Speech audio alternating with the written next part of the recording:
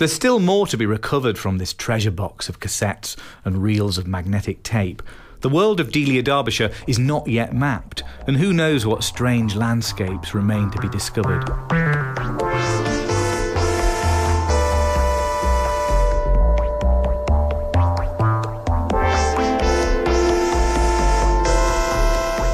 Over the next few years, the University of Manchester will continue to restore and catalogue Delia's work. Hopefully, it will be possible to make its secrets accessible to students for the first time.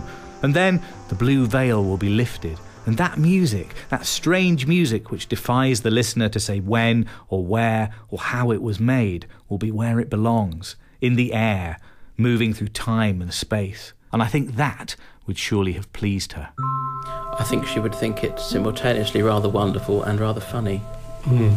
Oh, yeah. I think she'd be tickled pink, but also extraordinarily amused that people were poring over it and that she had become this legendary Delia Derbyshire. Mm. No, it's, in examining this enigma, I'm sure people have thought, with the getting back to her most famous or infamous piece, how would she feel about a trace of her inspiring or being included in the modern signature tune? Now, there's a little bit of me, knowing Delia, that says she'd hate it. But there's even another piece of me that says, well, secretly she'd have a little smile about it. And, but then she'd sit down and analyse why she felt that way as well, because that's what she was. Hmm. But does she remain an enigma to you? Yes. I've tried to work out throughout the whole of my life, my friendship with her, what it was that attracted me and drove me mad at the same time. And I've never really found a satisfactory answer. It was almost as if she was retreating over a very, very long time. And Delia never unpacked. From the moment she left Clifton Villas, I don't think she ever unpacked a single case, a box, or anything. And that's why the archive is there, because she never unpacked it.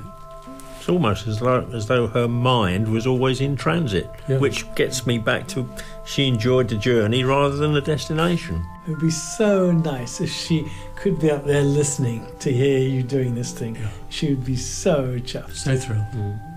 I did all sorts of things I was told I couldn't do. And yes, I think I've always been a very independent thinker. But I must say that I go back to first principles when it comes to music. I go back to the Greeks and the original, the simple harmonic series. I think that's a very healthy thing to do for anyone. Delia Derbyshire was a rebel. She was spiky, she was uncompromising. She was a utopian who believed that creative freedom was more important than getting work. That idealism didn't always make life easy for her, but it's the reason why at least one of her works has achieved a kind of immortality. She might have hated what some people did to that strange thrumming tune she conjured in the endless corridor at Maida Vale Studios, but what she imported into it remains indestructible. When the first time machine is built and its inventor pulls the lever and goes speeding off into the unknown, who knows what kind of sound will fill her ears? Until that moment, Delia Derbyshire's work is the nearest we will get to going on an adventure in time and space. Anyway, you can hear I'm tickled pink.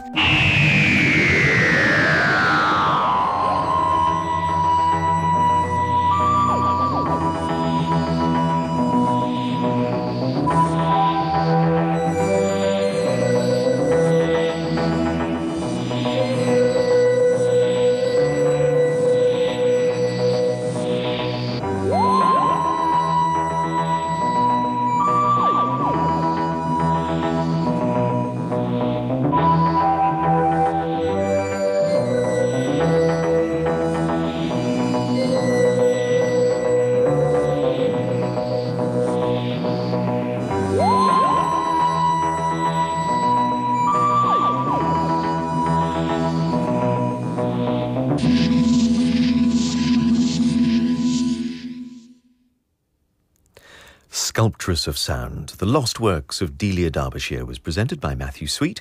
It was produced by Phil Collins and was a Made in Manchester production for BBC Radio 4.